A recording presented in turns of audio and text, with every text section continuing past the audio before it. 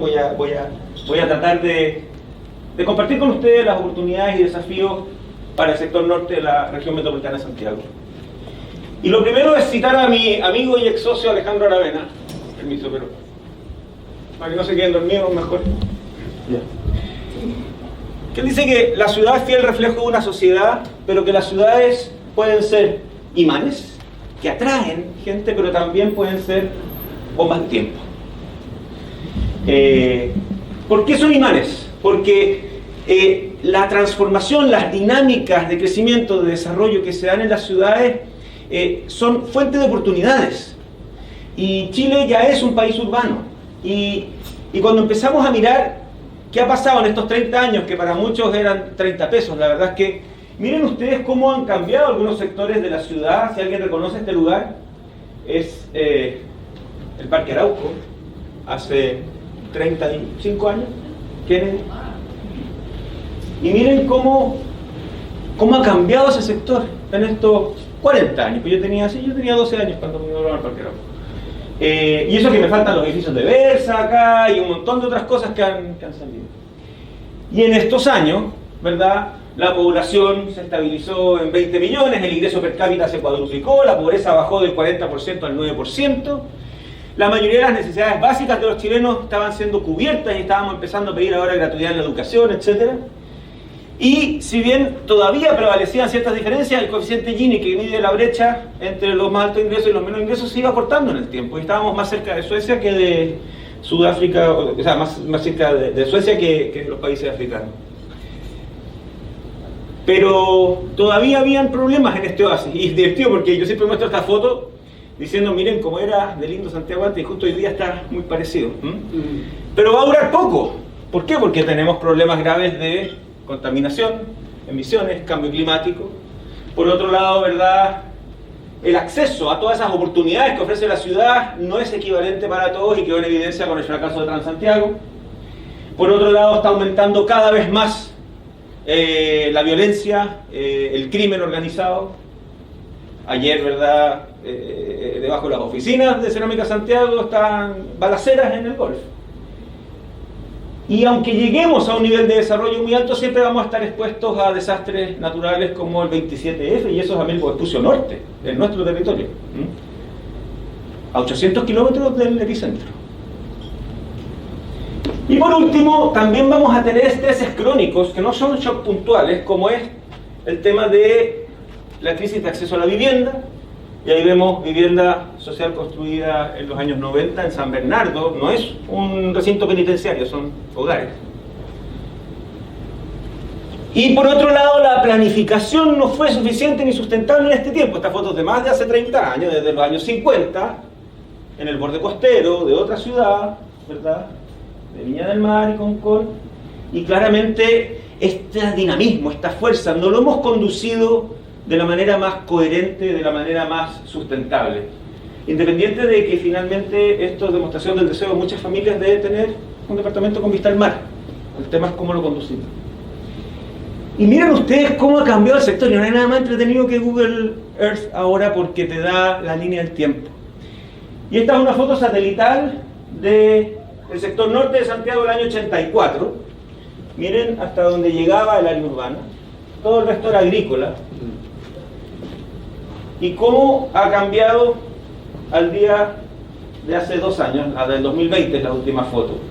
Miren ustedes cómo se ha consolidado esta cuña industrial logística, cómo aparecen, ¿verdad?, los PEDUC como Valle Grande, cómo ha crecido Quilicura, cómo han crecido los PEDUC, ¿verdad?, del sector de Colina. Y para qué hablar de las parcelaciones de agrado. En un proceso de crecimiento que por suerte ha tenido un cierto balance, pero que no podemos decir que es ni sustentable, ni coherente, ni óptimo. ¿Por qué? Porque obviamente por condiciones geográficas y de vientos y de accesibilidad es necesario que la industria en su mayoría esté ojalá en el sector norte de Santiago. Pero por otro lado también, cuando el año 94 el Ministerio de Vivienda le pone un límite de crecimiento a Santiago aquellas familias que tenían el deseo de vivir en un terreno grande, en este paisaje intermedio entre campo y ciudad, usaron el subterfugio, ¿verdad?, de las parcelaciones de agrado y han empezado a proliferar en todo el sector subdivisiones que claramente no son sustentables, porque están utilizando una ley que se hizo para promover la agricultura para tener sus viviendas. Y el mismo ministerio que puso ese límite, después con el artículo 55, donde ponen los villorrios agrícolas para poder hacer vivienda social fuera del límite porque no habían terrenos accesibles. Entonces, esa trampa hay que corregirla. Y empezamos a tener, ¿verdad?, esta especie de convivencia entre una vida rural y una vida urbana intensa y cada vez más compleja. Ahora, una de las características o de las fallas que tuvimos en estos 40 años es que las distintas políticas que trataron de conducir estas fuerzas generaron dinámicas de segregación urbana, y Daniel Johnson ahí nos puede dar, ¿verdad?, cátedra desde Paz Ciudadana de los efectos que eso ha tenido. Pero miren ustedes este mapa que hicimos en el Observatorio de Ciudades de la Católica en 2008 con los grupos socioeconómicos predominantes por manzana en Santiago, en 2008. Mientras más colorado, ABC1, mientras más pálido, DIE. Y miren ustedes dónde se construyó la vivienda con subsidio del Estado durante esos mismos años. Si se fijan, trasladando a familias que vivían en campamentos, tal vez en zonas más centrales, hacia la periferia a 2 o 3 horas de las oportunidades. Sí, accedieron a un techo. 4 millones de chilenos, desde que se iniciaron las políticas habitacionales de subsidio durante el régimen militar, han accedido a una vivienda, pero esa vivienda, si bien es un techo, ha tenido una serie de problemas que estamos pagando ahora. ¿Por qué? Porque se construyó lejos, porque no vino acompañada del debido equipamiento en áreas verdes, en urbanización, porque esas viviendas fueron perdiendo valor en el tiempo, porque estaban en malas localizaciones, no podían crecer, las familias no las podían adaptar, y cuando ya se puso el límite urbano y el valor del suelo, ¿verdad?, se disparó, empezaron a aparecer los villorrios agrícolas ya extramuros. Y además en condiciones muchas veces de especificaciones técnicas muy pobres que generaron, ¿verdad?, el famoso escándalo de las casas plásticas. Y miren ustedes el resultado.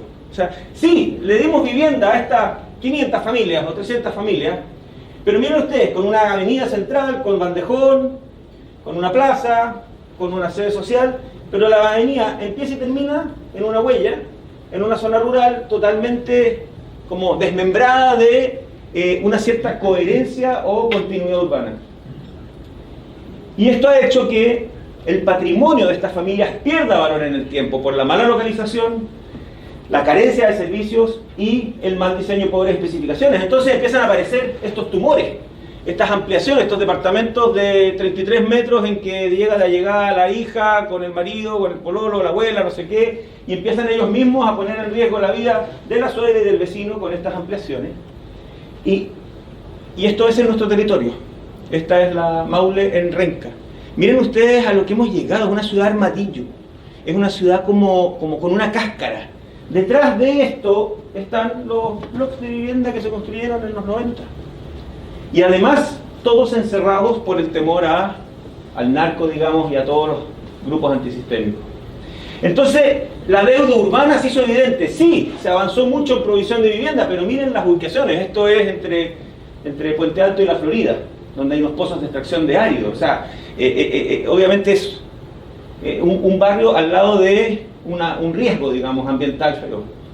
Y lo más triste de todo, y me han pedido que me siga mostrando esta foto, pero lo voy a mostrar, es que este desarrollo de políticas habitacionales no vino acompañado de la provisión de bienes públicos. Entonces, aquellos que más necesitaban, parques, áreas verdes, etcétera, no los estaban recibiendo. Y mi hijo Antonio, que vivía a 3 cuadras del Parque Bicentenario, tenía 20 metros cuadrados de área verde, regada, accesible, per cápita, que es lo que tenemos en Vitacura, y tenía la posibilidad de visitar un lugar y conocer especies que están en peligro de extinción, como el cisne cuello negro. Le dan una bolsita en el parque para recoger la caca de su perrita Katy, y va cultivando valores cívicos. Y a la misma hora, en el mismo canal, había un Antonio en Bajos de Mena, que vivía hacinado en un departamento de 30 metros cuadrados, sufriendo abuso, y que no tenía ni siquiera, o sea, tenía 10 veces menos parques, áreas verdes y espacio público para jugar y terminaba jugando con perros muertos. Entonces, yo entiendo que estábamos en un contexto de escasez de recursos, que había que focalizar los recursos en aquello más importante, pero el costo de esto fue enorme. Y aquí vemos un mapa que hicimos en 2008, en el Observatorio de Ciudades, donde se ve que en el sector nororiente, aquí ustedes todavía no los consideraban en el análisis, perdonen, donde vivimos, porque yo vivo acá, 600.000 chilenos, que tenemos casa con jardín, algunos con piscina, somos socios de un club, tenemos 20 metros cuadrados de área verde, y del paradero 14 de Vicuña Maquena, donde está el Mall Plaza, Vespucio, hacia el sur viven 1,5 millones de chilenos, entre La Pintana, Puente Alto, Naranja, que tienen 10 veces menos acceso a parques, hospitales, canchas deportivas, etc. ¿Quién se hizo cargo de eso? El sector privado. Y aparece el mall. Y uno dice, ¿pero qué tiene que ver el mall? Si el mall están tiendas, etcétera. Sí, pero empezás a mirar y ves que en el techo del Unimarca aparecen canchas deportivas, ves que hay 2 sedes del Museo Nacional de Bellas Artes en el mall, cultura en el mall, ves que hay una capilla en el mall, y cuando creías que la cuestión no daba para más, ¿verdad? El Duoc construye en el 4º piso del estacionamiento educación superior en el mall, y esta foto antigua, porque ahora el mall ya creció y tiene más bulevares, etcétera, reemplazó a la plaza, reemplazó al espacio público. ¿Por qué? Porque ese 1,5 millones de familias de clase media emergente o vulnerable emergente también tenían derecho a tener acceso a la salud, la ISAPRE, y creíamos que era algo exclusivo de Santiago, y ya en Concepción estamos con el tercer mall. Creíamos que era algo exclusivo de las grandes ciudades, venga Castro y te lo pongo. Y muchos se quejaron de que este bodrio iba a destruir la posibilidad de desarrollo de Castro como un destino turístico de intereses especiales, pero cuando le preguntaban a los ciudadanos de Castro si paraban el mall, decían no, porque si no yo me voy a demorar 3 horas o 4 horas en ir al cine o a comprar los uniformes del colegio para ir a Puerto Montt, si es que el canal me lo permite. Entonces no, el problema no era el mall, el problema era cómo se diseñó, cómo se hizo.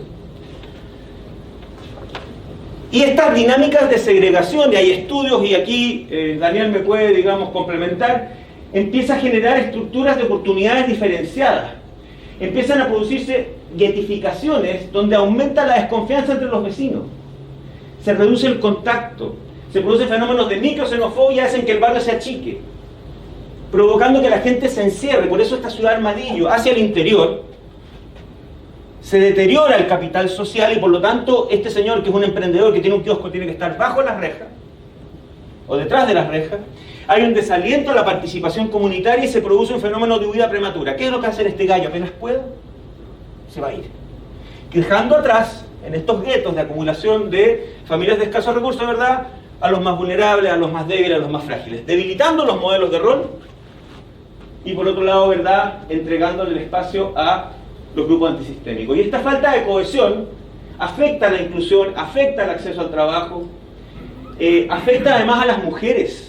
¿Por qué? Porque ¿cuántas trabajadoras domésticas muchas veces dicen, ¿sabe qué? Me voy a quedar enojado porque se me hizo tarde y me cobran peaje para entrar a la población, etcétera?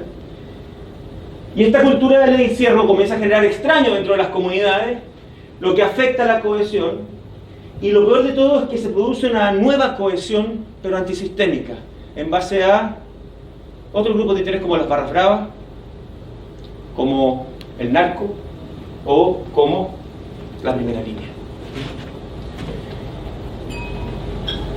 Y el narco envenenó este oasis. El narco se convirtió en el modelo de rol, ya sea el barra brava, ya sea el narco.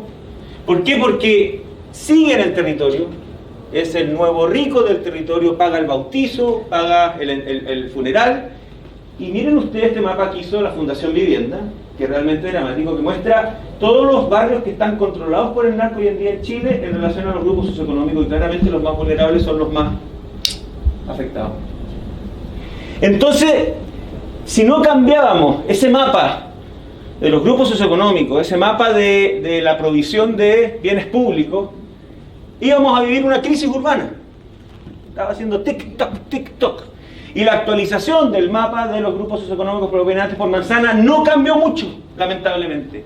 Sí se empezó a dar un desarrollo interesante en el piedemonte cordillerano, comunas como la Florida, Puente Alto, los hijos de 7 de cada 10 estudiantes universitarios eran primera generación en su familia durante estos últimos años que entraban a la universidad y prefirieron quedarse en Puente Alto, quedarse en la Florida y empezaron a surgir barrios altos. Privilegiaron los lazos. Se empezaron a dar saltos del sapo y empezaron a conquistar, ¿verdad?, grupos medios, comunas como Huechuraba, luego, ¿verdad?, Lampa, para qué hablar Colina, y se fortalecieron, sí, a través de la inversión en metro, las clases medias a lo largo de los corredores, pero no fue suficiente.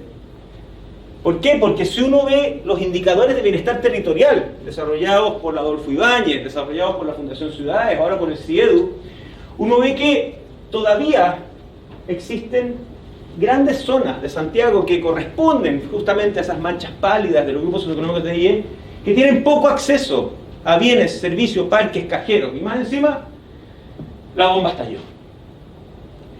Y la bomba estalló en octubre del 19, y ese Antonio que estaba jugando con perros, no tengo la relación directa causa-efecto, pero no costaría nada entender que si hace 10 años estaba jugando con perros muertos, ahora está todo lo que es la desesperanza, todo lo que es la rabia, está en la primera línea.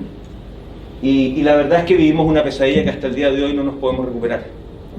No es culpa de la ciudad solamente, pero claramente hay ahí un contenido relevante. Y cuando estábamos recién saliendo del shock del estallido, viene la pandemia. Y la pandemia, y esto lo hizo en todo el mundo, esto no es un problema de Chile solamente, en todo el mundo, confirmó las grandes brechas de segregación y la fuerte inequidad urbana a nivel global. Esa caricatura de la izquierda, esa caricatura de la izquierda es de un diario italiano, que muestra cómo pasaron la cuarentena los italianos, y muestra en los pisos de más arriba aquellas familias que tenían más capital cultural o más recursos, ¿verdad? Viendo Peppa Pig, tocando música clásica, ¿se acuerdan esos videos que tocaban, ¿no? Luego en los pisos de más abajo ya los que están un poquito más complicados, la niña que saca la selfie, la hija viendo Netflix, el hacker. Pero miren en los pisos de abajo, ya está la abuelita sola, abandonada, la madre soltera con todos los cabros chicos saltándole arriba, y después ya los que ni siquiera pueden hacer cuarentena en sus casas y que están prohibiendo el sostén, por así decirlo, que son los trabajadores, ¿verdad?, de los servicios básicos. Entonces cuando aparecen estos grafitis, empieza a exacerbarse también de nuevo estas tensiones. Y más encima, el coronavirus además pone en jaque el transporte masivo. Y vemos que, lamentablemente, las oportunidades de la ciudad no están igualmente accesibles para todos. Esto es un estudio del Centro de Data Science de la UDB que muestra el patrón de viajes en Santiago según el grupo socioeconómico, o los ingresos, mejor dicho. Menos de 200.000 pesos, entre 400.000 y 800.000 pesos, y miren los que tienen más de 2 millones de pesos. O sea, muchos de nosotros viajamos cortas distancias. Bueno, ustedes van todos para allá, pero tienen autopista, ya. Pero hay una gran mayoría que tiene que viajar largas horas en transporte público, y estuvo expuesto a el temor del contagio, si bien los estudios dicen que en metro, digamos, el nivel de contagio fue bastante limitado. Y aparecieron nuevas brechas, la brecha digital, porque no todos pueden teletrabajar y algunos no podían teleestudiar tampoco. Y aquí se ve un gráfico, además de los tiempos de viaje en las ciudades de Chile y quiénes son los que más tiempo toman, precisamente operarios de la construcción, obra gruesa, personal doméstico, etc. En todas las ciudades de Chile, pero en Santiago más que nadie. ¿Y qué pasa entonces? Mucha gente decide volver a la ciudad, volver al centro, para estar cerca de las oportunidades. Pero como no hay oferta de vivienda accesible, aparecen primero los guetos horizontales. La foto me la facilitó el ex cura Yassi, de la pastoral jesuita de los inmigrantes. Y esto es un señor en la estación central que agrandó su casa, le metió 20 piezas con 6 camarotes cada uno y arrienda camarote a 90 lucas a inmigrantes haitianos sin ninguna, digamos, norma eléctrica, ni nada, se han incendiado varios. ¿Por qué? Porque había mucha gente dispuesta a pagar 90 lucas por dormir un camarote asignado en este gueto horizontal con tal de estar cerca de la pega. Después aparecieron los mal llamados guetos verticales, que no es, digamos, una confabulación de terroristas, sino que es más bien la respuesta del mercado a las fallas de la planificación ante una demanda de vivir en el centro. Y esto termina en esta frase lapidaria del ministro Marianich, que le significó su salida, cuando él reconoce y dice: hay un nivel de pobreza y hacinamiento del cual yo no tenía conciencia. Uno visita lugares que cuando uno entra ahora, después de haber vivido en 2 años, donde vivían 10 personas, viven 100. Entonces, además de la segregación, el otro problema que tuvimos fue el hacinamiento. Las familias vivían muy apretadas en espacios chicos o de allegado. Del orden de 400.000 familias más o menos viven de allegados o en campamentos. O sea, son 320 de allegados, 80 en campamentos. Y cuando uno hace la correlación entre el hacinamiento, la mortandad, precisamente es en las comunas donde hay mayor hacinamiento donde se produce eso. Y aquí es donde uno empieza a decir: ok, aquí hay más razones urbanas para entenderlo. Y cuando uno empieza a ver los carteles de las marchas de octubre, ya aparecía el mapa, el mismo mapa de los grupos socioeconómicos. Imagínate que alguien en la marcha iba con un mapa y una información georreferenciada, súper sofisticada. O se les olvidó el derecho a la vivienda en la agenda social, pero a nosotros no. Y empiezan además a manifestarse estudiantes de arquitectura diseñando, ¿verdad?, las plantas de estos mal llamados guetos verticales. Y esta niña es la que a mí más me preocupa, porque esto fue antes de los retiros, antes de que el crédito hipotecario se destruyera. Y ella dice: soy muy pobre para el banco y muy rica para el serbio. La clase media vulnerable. Según Techo, el 50% de las familias que están llegando a los campamentos ahora no eran familias que estaban en situación de calle, es porque no pudieron seguir pagando el arriendo, o los echaron de donde vivían hacinados por temor al contagio. Y esto ha generado entonces una explosión de campamentos feroz en todo Chile, y un reconocimiento de parte del ministerio de que, cáchense esta, el 2007 teníamos 27.000 familias viviendo en campamentos. Chile le iba a ganar la batalla a la informalidad. Hoy tenemos 80.000. O sea, se ha triplicado, o triplicado el número de familias viviendo en campamentos. Y adivinen a dónde se están yendo. Nosotros con Sabino estamos acá a la planta, aquí está Batuco, Avenida España, y miren lo que era este terreno el 2019. Y miren lo que es este terreno hoy. Es de los campamentos más grandes que hay en Chile. Y no les alcancé a mostrar los cerros de Lampa. O sea, se generó un desastre, una crisis de vivienda y una explosión de campamentos que por un lado es por estos problemas de hacinamiento, por el que no puede seguir pagando, y también por las mafias notificadoras. Richard Florida es un profesor de la Universidad de Toronto que ha estudiado el tema de los fenómenos y cómo el COVID está cambiando las dinámicas urbanas. Dice que hay dos fuerzas que están moldeando la ciudad post-COVID. Por un lado, una fuerza centrífuga, que dice que los suburbios, las áreas suburbanas, o las ciudades intermedias, o las zonas rurales se van a ver beneficiadas por el COVID. Esto debido al triunfo del teletrabajo y el delivery de última milla. Por otro lado, el temor al transporte masivo y el deseo de vivir la próxima cuarentena no en un departamento con los cabros chicos, sino que en una vivienda aislada, condominios con patios, áreas de juego privadas, etc. Y esto va a generar una presión y una gentrificación rural muy fuerte, lo que es una buena noticia para los que tienen paños grandes y mobiliarios del sector. Y para los que están en zonas más centrales también va a generar fuerzas centrípetas. En las grandes ciudades y los núcleos urbanos, dice Florida, sectores como la alta tecnología, gobernanza, finanzas, entretenimiento, industrias creativas requieren proximidad. Tú no podías hacer una película por Zoom, podías hacer una. No todas. Necesitáis la proximidad. Los laboratorios, lo mismo. Sabal, los científicos de Sabal no se pueden llevar las probetas a la casa y mandarlos por mail, ¿no? Entonces, lo que sí va a haber es un reajuste de requerimientos y demandas de espacio de oficina, servicio, comercio, logística. Y además las áreas comerciales van a empezar a ser abiertas, el mall cerrado va a empezar a quedar atrás, las calles peatonales, el acceso peatonal va a ser más deseable, y allá abajo no se alcanza a ver, pero va a haber un retorno al commute, al viaje del suburbio al centro, pero no todos los días, sino que en turnos, etc. Y eso va a haber que ver cómo se representa esto en Chile. Bueno, con el auge de las zonas periféricas y también la regeneración de zonas postindustriales donde hay oportunidades debido a la llegada de transporte, etcétera, de hacer desarrollo mixto inmobiliario residencial. Y por otro lado, para que vean esto que esta cuestión son cambios bien radicales, el Centro de Data Science de la UDD, utilizando la información de los celulares, determinó que entre marzo y noviembre del 2020 casi el 5% de la población de Santiago se fue de Santiago y no volvió. Y no se fueron a la playa estas 500.000 personas.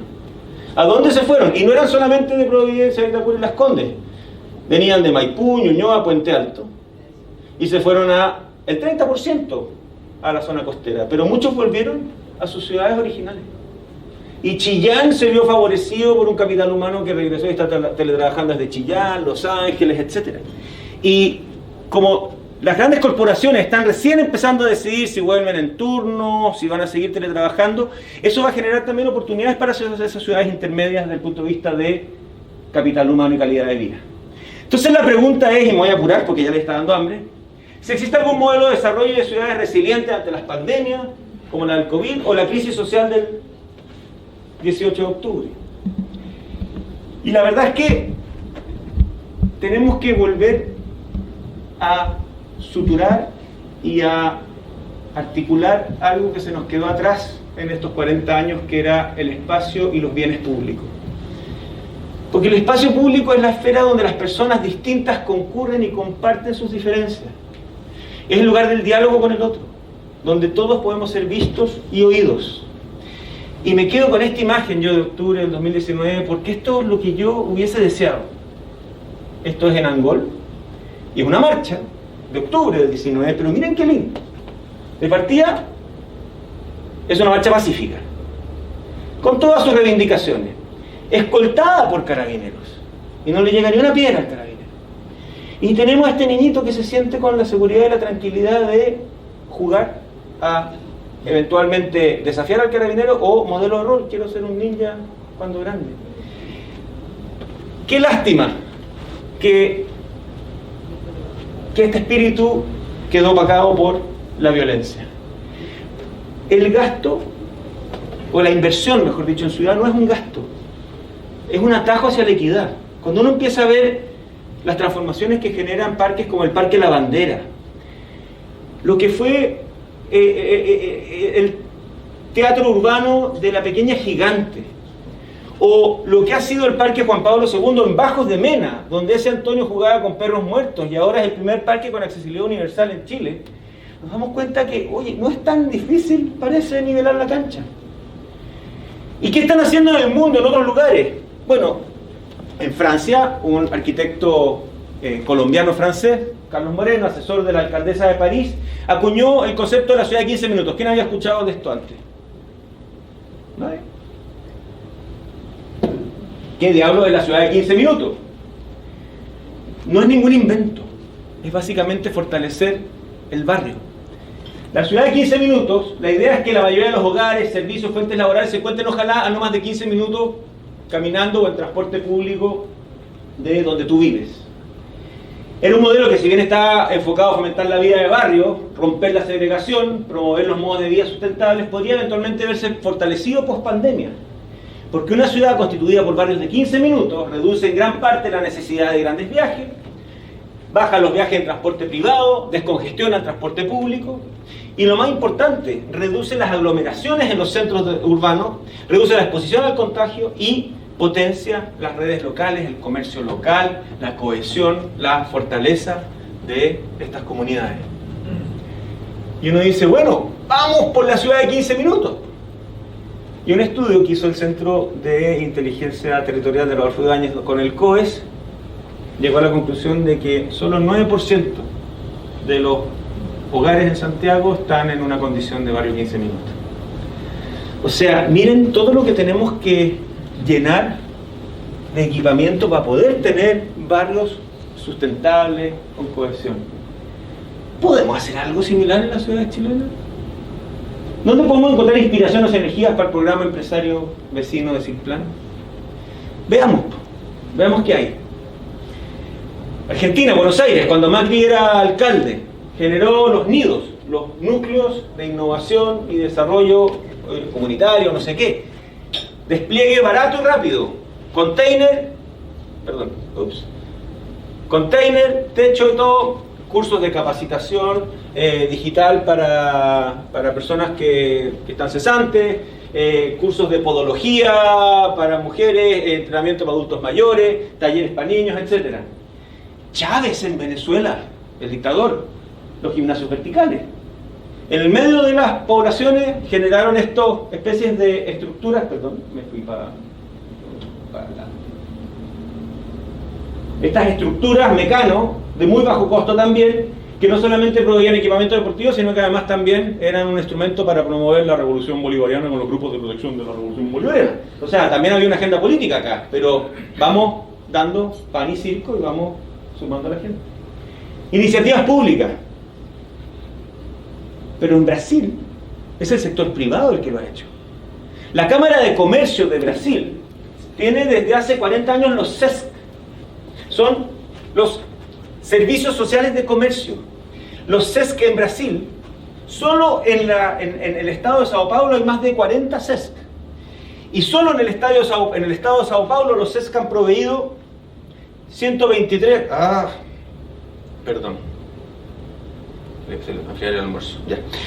123 millones de atenciones de público, 14 millones de atenciones de salud, 3,7 consultas de bibliotecas, 52 millones de comidas complementarias solo el año 2016 en el estado de Sao Paulo. Y ponen equipamiento deportivo, talleres para adultos mayores. Este es uno en Sao Paulo, en el centro de Sao Paulo, que tiene una piscina pública en el techo, y es para los obreros, para los trabajadores de las empresas asociadas a la Cámara de Comercio, sector privado. Y ante la violencia, ¿cómo la enfrentamos? Si Medellín, que era la ciudad de Pablo Escobar, pudo enfrentar el miedo y generar esperanza a través de la gestión del exalcalde Fajardo desde el año 2004, ¿cómo no lo vamos a poder hacer nosotros? Y el exalcalde Fajardo, que ahora estaba, corriendo para presidente, pero ya se quedó afuera, instala el programa Medellín la más educada, del miedo a la esperanza, el año 2004. Y dice, el primer paso para la educación de calidad es una dignidad en los espacios donde se estudia. Las personas más humildes irán a los lugares más bellos. Y hace un plan de transformación donde lo primero que hacen es acercar la distancia a las oportunidades y le ponen teleférico a las poblaciones, porque las poblaciones de Medellín estaban en los cerros. Las empresas públicas de Medellín son los proveedores de transporte, sanitario y electricidad. Era más fácil también liderarlos del municipio. Y miren cómo empiezan a transformar estas infraestructuras el entorno. Ojo con el tren a Batuco. Miren cómo además no solamente diseñan la infraestructura dura, sino que aprovechan cualquier rincón para generar un espacio público. Y ese espacio público además lo activaban con monitores, con eventos, etcétera, para que el narco que antes estaba escondido acá se vaya y las casas se empiezan a renovar, a pintar. Los niños empiezan a hacer ejercicio y empiezan a bajar los niveles de obesidad. En la segunda fase llevan bibliotecas públicas a las partes más altas de los barrios de Medellín, escuelas primarias y jardines infantiles de calidad donde ya no juegan con perros muertos, sino que los niños empiezan a tener, ¿verdad?, una formación de calidad. Se van recuperando los intersticios, los espacios públicos, y empieza entonces a generarse actividades que se convierten como referentes en el barrio. Le meten toboganes, le meten lo que sea donde pueden, y empiezan a transformar Medellín. En el año 2014, 10 años después, es considerada y premiada como la ciudad más innovadora en el mundo. Y los niveles de criminalidad bajaron de manera dramática. Y ahora pasaron a la quinta etapa, que son las unidades de vida activa y articulada. ¿Qué son? Las empresas públicas de Medellín se dieron cuenta que los tanques de agua, porque son, ¿verdad?, los dueños de la empresa sanitaria, estaban en los puntos más altos de la ciudad. ¿Y qué es lo que hacen? Los convierten en parques. Y dicen, en vez de tener rejas protegiendo los tanques de agua, tengamos a los vecinos protegiendo los tanques de agua. Y además le metemos un retén de la policía, una sede social, un parque y el tanque de agua con su nueva iluminación, etc. Y así han ido recuperando en cada barrio, en el punto más alto de cada barrio, espacios para la vida activa. Les traía un video, pero no se los voy a mostrar porque si no se les va a enfriar el almuerzo, sobre la experiencia de Medellín. Y decimos ya, ¿y en Chile? Bueno, tenemos que empezar a innovar. El alcalde Castro, con su equipo, ¿verdad?, se compraron un supermercado que estaba botado en Renca, instalaron la fábrica, que es este centro de emprendimiento e innovación social, y inmediatamente junto a la fábrica aparece la óptica, y que lata que no saqué la foto para el otro lado porque se puso un sushi y empieza a surgir un subcentro en un barrio de Renca que estaba abandonado. Aquí estoy yo con el director de la Fundación Chile visitando el Fab Lab de Renca. Están haciendo prototipeo 3D. Tal vez personas que antes eran torneros y arreglaban califón ahora están haciendo prototipos de, no tengo idea, una prótesis, no sé, junto con las universidades. Y ahí es donde el gobierno regional metropolitano, cuando estaba la intendenta Rubilar, dice ya, ¿qué podemos hacer? Y aparece una iniciativa que a mí me llenó de esperanza porque me tocó participar, que se llamó Corazones de Barrio. ¿Y a qué apuntaba Corazones de Barrio? No inventar la pólvora, sino que hacer lo mismo que les mostré que se había hecho en las otras ciudades, a partir de intervenir en los barrios prioritarios con infraestructura para el encuentro ciudadano, fomento del deporte, etc. Y que funcionaran como una red. E hicimos el análisis, utilizando el índice de bienestar territorial para ver cuáles eran los barrios con peores indicadores de bienestar territorial, peor acceso a parques, transporte, cajeros, bancos, etc. Y luego lo cruzamos con todos los terrenos fiscales ERIASO. Y llegamos a una lista corta de 47 terrenos donde se podía rápidamente desplegar un plan de strip centers populares, corazones de barrio, directo a la yugular. Y avanzamos en 2 proyectos pilotos, uno en Pedro Aguirre Cerda, venga el corazón de barrio, e inmediatamente aparece la sombra, aparece el equipamiento para que en la mañana los adultos mayores puedan hacer calistenia, en la tarde los niños clases de guitarra, además diseñado antivandalismo con pocas áreas verdes pero con buena sombra, porque sabemos, digamos, que la mantención va a ser complicada. Y el gobierno regional, de la lista de 9, habían 4 en el sector donde están ustedes, pero el gobierno regional decidió hacer uno urbano y uno rural, y el rural lo hicieron en Padre Hurtado.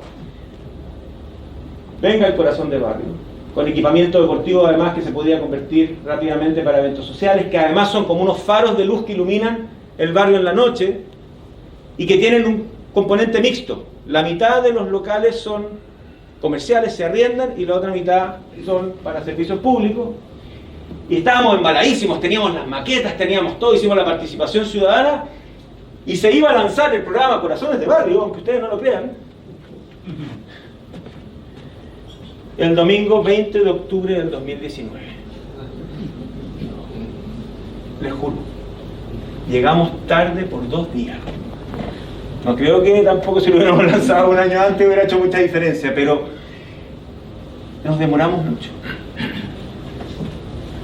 Y cambian las prioridades, y el programa se cae al suelo, y por suerte, el año 2021, el Ministerio de Vivienda ve que aquí hay algo interesante y lo incorpora en su programa de regeneración de barrios, y decide avanzar en la construcción del piloto de Padre Hurtado, que ya tiene el financiamiento y diseño para el parque, y está pendiente el financiamiento y diseño para el edificio. Lamentablemente, cuando ya estábamos retomando, se estaban haciendo los análisis para Antofagasta, Valparaíso, la actual administración ha decidido congelar el programa y lo quieren revisar. Entonces, ¿qué oportunidades se presentan para el desarrollo futuro de la zona norte de Santiago y donde están ustedes en este contexto? Bueno, de partida hay suelo, y Valle Grande lo sabe bien porque ha sido pionero. Hay suelo para desarrollo inmobiliario, hay suelo para usos industriales, y hay cabida y hay espacio para absorber parte importante del déficit habitacional, que ya no solamente son aquellos que necesitan la ayuda del Estado, sino que también aquellos que necesitan la ayuda de los privados, de la banca. Por otro lado, en el intercenso, miren ustedes cómo aumentó la población de las comunas donde estamos. 232% Lampa, Quilicura, 170%, Colina, 159%. Y empiezan a surgir además nuevas ideas. Aparte de los PEDUC, los SODUC, por ejemplo, la familia Erasmus está con la Fundación Metrópoli haciendo todo un plan para ver si se puede hacer tal vez un desarrollo urbano más sofisticado y que complemente esa oferta. Por otro lado, aunque no lo crean, tenemos un exceso de terrenos industriales exclusivos en Santiago y muchos de esos terrenos eventualmente, cuando aparezcan nuevas conectividades, nuevas infraestructuras de transporte, como es el metro, como es el tren, probablemente su mejor y más rentable uso no va a ser necesariamente logístico industrial, sino que puede ser mixto o de vivienda. Miren ustedes cómo ha cambiado la densidad de población en el sector norte entre el 2002 y el 2017 y los usos de suelos industriales en ese entorno. Obviamente hay un potencial enorme de reconversión. Por otro lado, vienen grandes inversiones. El famoso hospital de la zona norte, que no sabemos dónde va a ir. Sabemos que va a ir. Nos dijeron que iba a estar, ¿verdad?, al lado de ASA. Antes nos habían dicho que iba a estar cerca del tren. Y ahora, ustedes probablemente tienen más información que yo, pero es necesario, es urgente, va a venir. ¿Perdón? Y lo importante es que donde caiga va a ser un transformador de todo el sector, porque al lado del hospital van a empezar a aparecer los laboratorios de muestras de orina, van a aparecer las tiendas de prótesis, van a estar todos estos compadres que estaban acá afuera, los doctores del tobillo, ¿verdad?, con sus prótesis y sus cosas vendiéndolas. No sé si cacharon que había un encuentro mundial de doctores de tobillo. Y eso claramente va a transformar el sector donde caiga. Por otro lado, tenemos una obra complementaria de infraestructura que va a mejorar mucho la conectividad, como es el enlace Quilicura, que ya, y esto le pido disculpas a la gente del Cortijo, ya se está empezando a evaluar, y esto es un trabajo que estamos haciendo en Araran Partners, un modelo de desarrollar una especie de, no a Las Condes, el nuevo del Cortijo, digamos, un centro de negocio, trasladar un subcentro para que ya no haya que viajar largas distancias, digamos, a la oficina o entre la oficina y la planta, etcétera.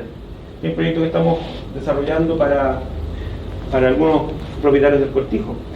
Proyectos que están durmiendo el sueño de los justos, como es la autopista, que pocos la conocen tal vez, la radial nororiente, la verdadera, que va por la G16 desde Renca hasta Lampa, que fue una iniciativa privada de concesiones que se le dio interés público, se desarrolló en fase 1, en fase 2 está lista para ser licitada, pero Costanera Norte, que es el titular, decidió esperar para cuando mejoren las condiciones. ¿Por qué? Porque está pensando que esta luego se va a extender hasta la cuesta La Dormida y va a ser la alternativa a la ruta 68. Imagínense cómo se va a transformar todo el entorno de la G16. Van a alegar por los peajes, pero se va a transformar. Y lo que acaban de anunciar ahora, que es la eventual orbital poniente, digamos. Aquí vemos la radial y la orbital. Y si los otros son todavía sueños, un proyecto que está avanzando a paso firme y creo que va a ser el gran transformador del sector, es el ferrocarril a Matuco. ¿Por qué? Porque va a permitir no solamente que sus colaboradores lleguen más rápido al sector, sino que va a permitir que eventualmente se empiecen a desarrollar subcentros de comercio, servicios, park and ride, para que la gente que vive en Colina tal vez deje el auto y se vaya en Metrotren a Santiago. Vayan a darse una vuelta por el Metrotren a Luz y vean cómo está empezando, ha costado, pero está empezando a cambiar. Hay edificios de departamentos de 20 pisos al lado de las estaciones, en San Bernardo, en Nosa hay un mall, y probablemente el mall está además en la estación terminal en el caso de San Bernardo. Por lo tanto, este es un gran proyecto y que y esto se lo tomé prestado a mi amigo Alfonso Vergara de la Fundación Metrópoli, esto le va a dar un posicionamiento a nivel territorial, estoy terminando, ¿sí? Muy significativo. Primero, la ampliación de la Ruta 68, el eventual tren a San Antonio o Valparaíso, si se hace el proyecto de la dormida que conecta con el troncal, y si se implementan los ferrocarriles de cercanías, ya vamos a dejar de tener Santiago, Valparaíso, San Antonio, sino que vamos a empezar a tener a menos de 30 minutos de viaje a una mega ciudad que va a ser el eje del desarrollo de nuestro país, y que si además se sigue invirtiendo en infraestructura de transportes, de telecomunicaciones, va a empezar a armarse lo que Alfonso Vergara habla del diamante de Chile, estas conexiones entre Santiago y Concepción, de logística, de transporte, de oportunidades, además con esta idea del teletrabajo, donde probablemente va a haber un potencial enorme, porque el gran territorio todavía por desarrollar es precisamente el sector norte de Santiago. Y este diamante va a concentrar el 73% de la población de Chile y el 71% del PIB. Entonces tenemos que encontrar la fórmula, tenemos que innovar, tenemos que integrar necesidades y oportunidades, tenemos que reconstruir confianza con nuestras comunidades. ¿Y cómo lo hacemos? Inyectando equipamiento en los barrios más desprovistos, y ahí el programa de ustedes puede ser muy importante, regenerando el comercio local, integrando vivienda en zonas de oportunidad y fortaleciendo los gobiernos locales. Y así entonces, la pandemia va a potenciar los barrios, los subcentros, la transformación digital va a cambiar nuestros estilos de vida, el Internet de las cosas va a optimizar los sistemas urbanos, el mercado de soluciones urbanas, la infraestructura y el comercio se van a potenciar, y las obras civiles van a pasar a ser obras cívicas, como lo veíamos en Medellín, y las barreras van a ser más bien burocráticas, normativas, legales, y voy a poner ahora constitucionales también. La movilidad será compartida, privilegiando el transporte masivo por sobre el automóvil. Los nuevos grupos etarios, socioeconómicos, la nueva clase media 2.0 va a abrir oportunidades enormes para diversificar y generar más inclusión. Las tecnologías van a nivelar la cancha, y finalmente las ciudades chilenas van a ser tierra fértil para empezar a probar esto. Y para terminar, una reflexión con un poquito más de optimismo, y voy a citar acá a Oriol Bohigas, el padre de la transformación urbana de Barcelona. Él dice: la ciudad es el ámbito físico indispensable para el desarrollo moderno de una comunalidad coherente. No es el lugar del individuo, sino que el de individuos que constituyen una comunidad. Y miren qué lindo, solo por medio de la superposición potencialmente conflictiva de singularidades y diferencias y los regalos inesperados del azar, puede progresar la civilización, moviéndose de la estructura de la tribu a la cohesión civilizadora de la ciudad. La ciudad es un centro de conflictos enriquecedores que solo se resuelven afirmándolos en cuanto tales o por medio de su coexistencia con otros conflictos de origen diverso. Y eso es lo que están haciendo ustedes, tratando de generar la coexistencia con sus vecinos, y también tenemos que ver cómo va a ser y cómo vamos a resolver esos conflictos para el futuro de la zona norte de Santiago. Termino con una imagen del parque Quilapilún. Si logramos innovar, si podemos avanzar en las políticas, en los programas, en las inversiones que apunten por esta línea, vamos a tener ciudades más sustentables, equitativas, resilientes, más eficientes, humanas, inteligentes e integradas. Y el próximo Antonio ya no va a estar jugando con perros muertos, sino que va a estar aprendiendo sobre especies locales en un parque tan maravilloso como el que tienen ustedes en el sector. Muchas gracias y